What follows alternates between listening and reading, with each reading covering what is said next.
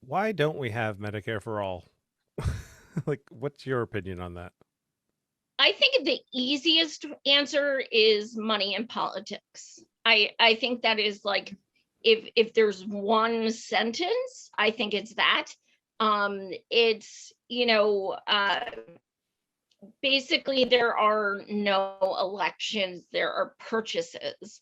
Um, so as long as, like, okay, I'm in Pennsylvania and I have this dude, Bob Casey, and uh, Bernie came out with this legislation to cap prescription drugs at Canadian prices. And Casey voted against it. And why did he? He had over $200,000 in big pharma donations. So I started a petition. I went to his office because I'm right next to Harrisburg. Walked in his office, dumped all my prescription pill bottles on his desk, and gave him the petition. And I'm like, this is like, That's awesome, by the way. I was just like, I live right by Harrisburg. They know me there. They know me because I'm gonna use that. Like, so, you know, that is just one of so many examples of, I mean, all of these donations are public, and people may say, well, it doesn't matter because it's just to run their campaign. But here's what it's saying: when you take even $100 from Pfizer, you are now saying, I have your back. I will not make you regret this $100. You are investing in the fact that I will not hurt your profits. That is what that contractual money means. It doesn't have to be in writing. Every politician knows this. Every rich person knows this. And I think, unfortunately, there's still so much cognitive dissonance in people, especially as far as Dems. Everybody wants to believe, oh my God, but they're still better, but they're not doing anything. That's the point. So without holding people accountable, nothing is going to change. When people, constantly office state and use attempt rationalizations and refuse to hold politicians accountable, why would they change? What for? What? They're allowed to do it, and they get your vote anyway. So that is also a huge part of it. And because frankly, as Americans, we ask, we don't demand. If you look at other countries, like if you look at like France or UK, I mean, they literally will call up their neighbor and be like, yo, we're getting in the streets, and like 100,000 people are in the streets like that night. We don't do that here. We have we're filled with apathy, and we're just like, it is what it is. And unless there is an actual uprising of demand, we are not taking this anymore. People are dying.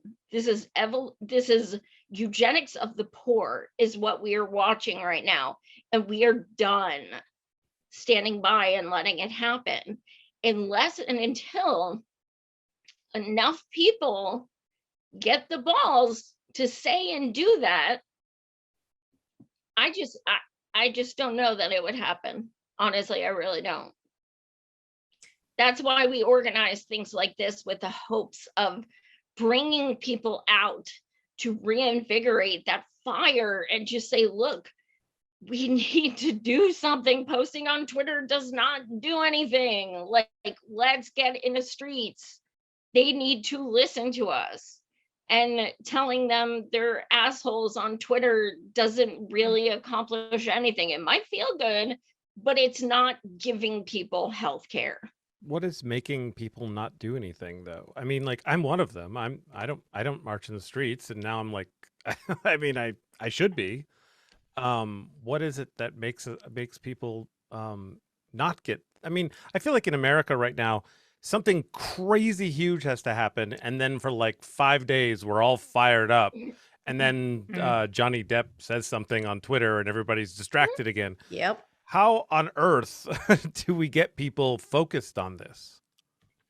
I think the thing that I try to do more than anything that I find people respond to the most is sharing personal stories, taking cameo videos from people about sharing their heartache, sharing what it's like to receive one bill after another, to have GoFundMes, to not be able to, feed their kids because they keep getting, hospital bills. I mean, I have heard it all.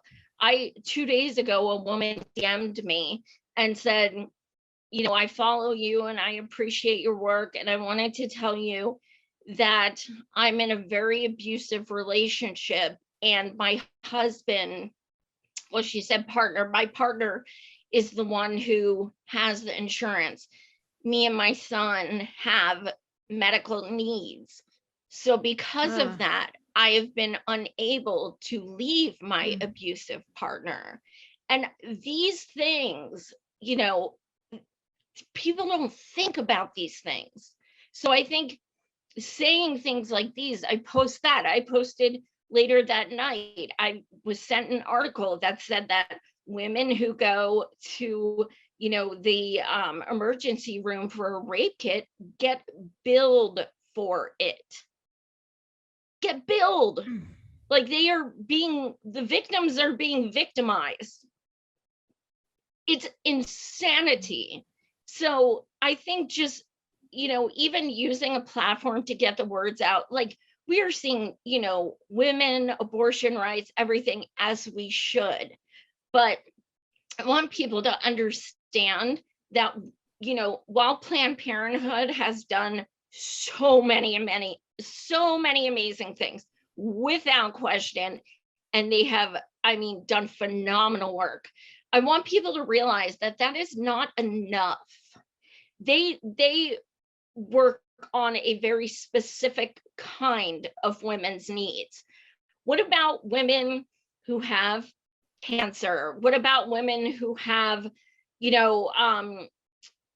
things that are not reproductive? There are a million things. Like me, I couldn't go to Planned Parenthood. There are so many things women have, disabilities with, or things like that cannot go to Planned Parenthood. And Planned Parenthood does not support Medicare for all. They have come out against it numerous times. And I think it's very obvious that that's because they feel it would shut them down, essentially, which, it probably would, because people like they do reproductive cancer screenings and stuff like, but people will do that because they can't afford, because they'll do things on a sliding scale. And and I think it would shut them down, and they're a big organization at this point. I totally agree. And I think there's something that we could do to, I still feel like there's something that could be done to keep them going. But I think that when people say that things like Planned Parenthood are equivalent to women's health, I think we need to realize that is equivalent to part of women's health. And women deal with much more than what they can help with. So to me, anybody who says they're a feminist, who is not fighting tooth and nail for everything, meaning dental, vision, hearing, literally everything, that's not being feminist. that's being exclusionary, that's being, selective. To me, feminism is literally every single part of your body should be covered in healthcare, especially including if you're LGBTQ, which a lot of times people focus on, women and things like that, but we need to keep our allies in mind as well. So yeah, I think it's important that, when people are talking so much about women's healthcare right now, that we keep in mind that healthcare needs to be promoted as a whole, not just abortion rights. Yeah, I've noticed myself that women's health care in this country is far worse than men's. Just little things like when my wife had our son, she had to go through hell to get any kind of care and I'm in Vermont. So you'd think everything would be amazing here, but it was pretty incredible. Now I get a vasectomy, and they like, here's some prescriptions for you. Here you go, just for any pain you have, and here's some Valium, and she's just like, I had a baby and it was a really rough, delivery, and she was having the hardest time getting any kind of help at all. And that's just the man's world thing. I mean, it has to be. It's just ridiculous. Yes, there are actual studies that show that women, and then of course you have other populations, women of color get I even was just worse. going to say that. Yeah, get Yep. even worse care. So and it is proven that yeah, I've pulled up several studies, in the work that I do, and yeah, it's just because the whole system is structured around men, also. So like a lot of times there aren't even enough clinical trials that include women because they don't want to deal with the hormones as a factor. And, like it's such a big mess. And so many people are making so much money off of like us being sick and staying sick that Joy, I think you're right. Unless enough people constantly get out there and like, we are not accepting this anymore. I you know I don't see a way for it to stop because too many people are profiting off of it, and then you do have these huge players paying off the politicians to rig the system in their favor. And I don't know if you guys saw this, but today an article came out that Amazon is buying insurance companies. Yep. So, I mean, we are so screwed. And Biden is trying to privatize Medicare. He's pushing Medicare Advantage, which, if there are any disabled people or people over 65, please do not ever, ever, ever, ever sign up for Medicare Advantage. It is horrible. I've worked in it. It is awful. It will cost you so much money, and it is not a good program. And that's what Biden wants to force feed everyone, and he wants to privatize Medicare, and it's scary. It's definitely scary. Yeah, I had this affect me as well, or our family. My wife's nana came and lived with us because she was stage 5. She had stage 5 kidney disease, and her son was paying her bills for uh, what's it Medicare, um, and they had a feud, and he stopped, and she just isn't aware of that stuff. Like, it's just not in her wheelhouse of bills and stuff. So one day I went to go get her prescriptions, and it was gone. And she takes about 11 pills. So basically, we had to max out our credit cards for the summer. And then finally, somebody told us that UVM, which I didn't know, and I hope somebody hears this that needs to know, they have a policy. It's called like nobody goes without prescriptions, which is amazing. And literally, since then, her prescriptions have been free. Like, And that was what's like it 2 called? years. I'm pretty sure it's called nobody goes without prescriptions. It's probably better than that for word wise, because we signed up for it a long time ago. And yeah, so the thing is, we didn't sign her up for Medicare again because of this. Because if you did, now it's like 1100, it's like 800 to, depending on where you are in the cycle, could be $1,100 for the month, you know. Without Medicare, without anything, it was like $3,500 for all of her meds, and that's why our credit cards went for that summer. So yeah, it's like, it's insane. So someone can obviously afford to give it for free. Thank you, UVM. Absolutely.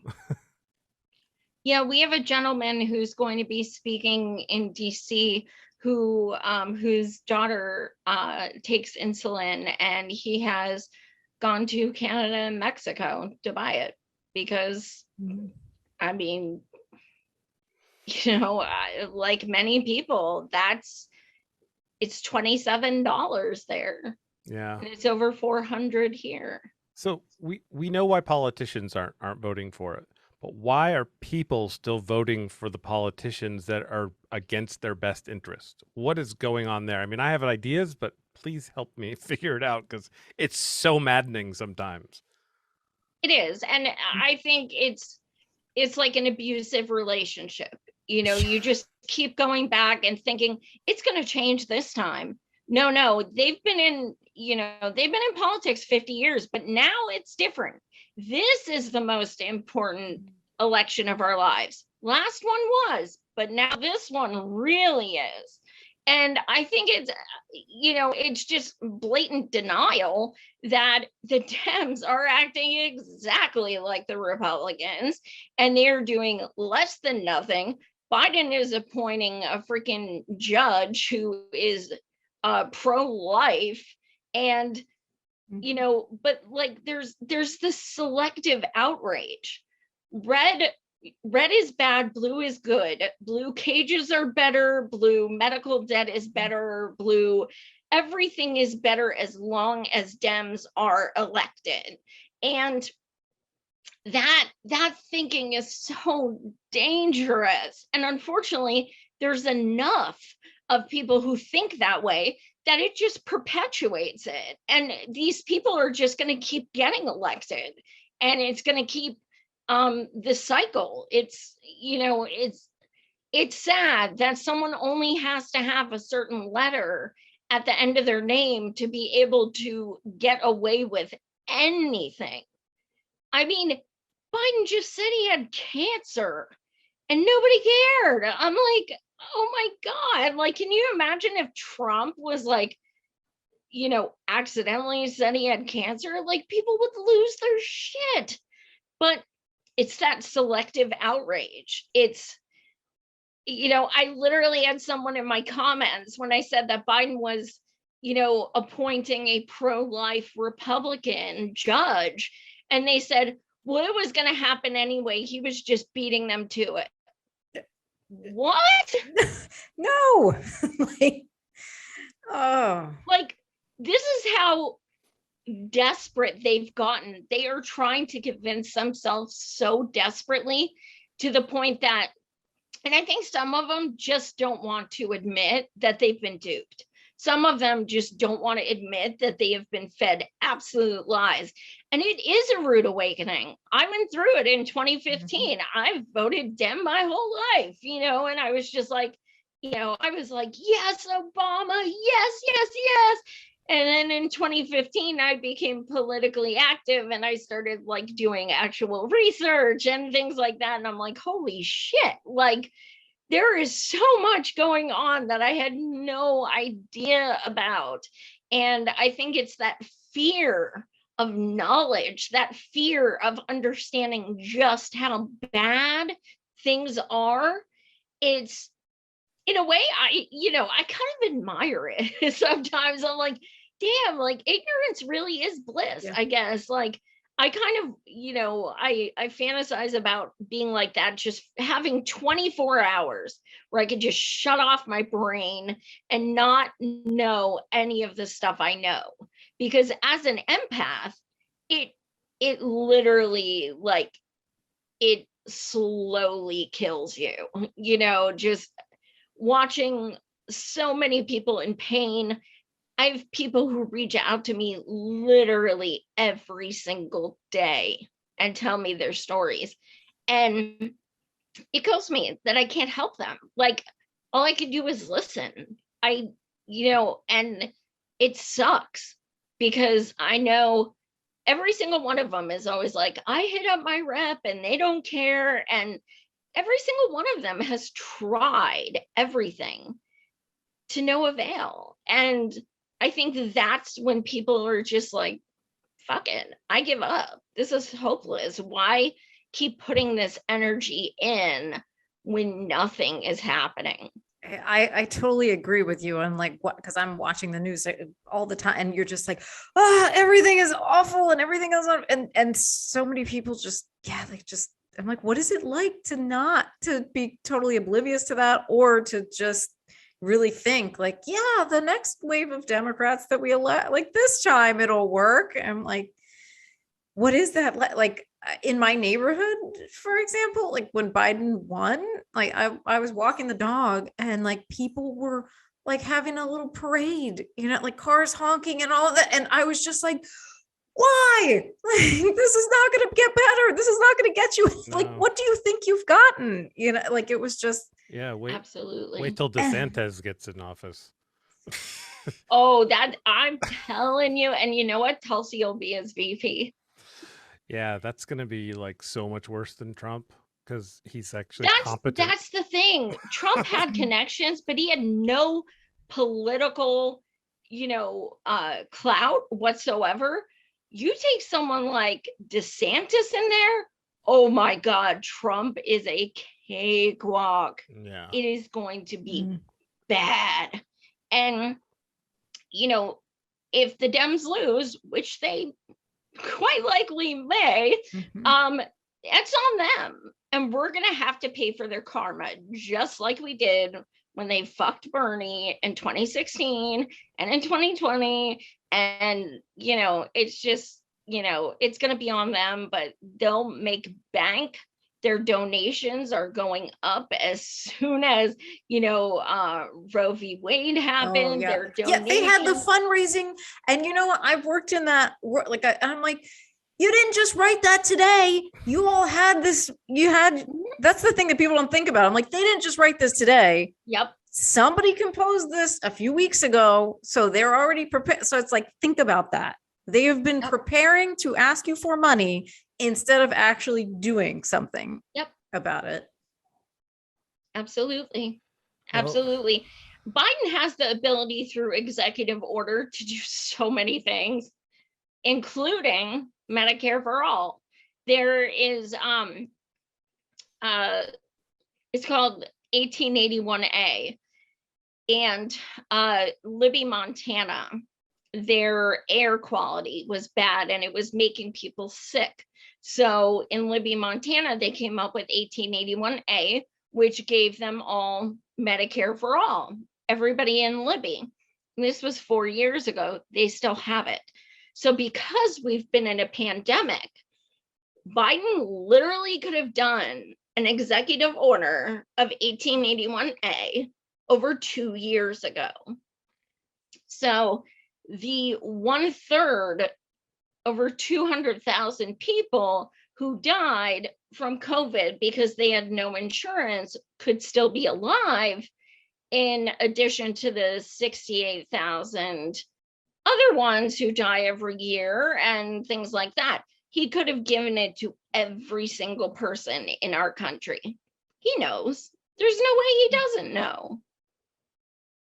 Is this the end of our empire? It's been over 200 years, isn't it? Are we gonna go down now? Because I feel like that's where it's all headed. I know that sounds a little doomy, but I feel like America, it's time to step down, and it's kind of the timing is right. It feels like that to me anyway. I didn't used to feel this way. I used to be all optimistic. I always thought, well, rich people and the politicians, sure, they're stealing money from everybody, but they don't want America to fail, so they'll just ride it out to the end and then bring it back. They'll keep pulling it back. That was kind of how I was explaining everything, but I think they're kind of too greedy and stupid now to save anything. I think they're going to take too much. Absolutely. They've been getting away with things far too long to change it now. And that's why I interviewed Stephen Donziger recently, and I said, is the power of the people stronger than the people in power? And he said, yes. And if there's one person who could make me feel that way, it's Stephen, because of everything he's gone through. So the fact that he still believes that does give me some hope. But it's up to us to activate these people. And that's one of the things I love about organizing so much, is because when you are in that moment and you are standing with people, that is the only true solidarity there is. You may think you have comrades online and stuff, and you do, but when you are standing there and you are next to each other and you are embracing each other and you have your fists in the air and you are listening to people's pain and you are holding your signs and you are marching with them, like, there is no better feeling. That is solidarity. That is so inspiring. So that's why I love doing stuff like this so much. Everyone leaves feeling like invigorated, like it's a new start. Let's go. I feel like I've missed out a lot because we have marches in Vermont, but I always feel like it's like, I don't know, weird to march in Vermont sometimes because it's like, we already agree, so do you. Like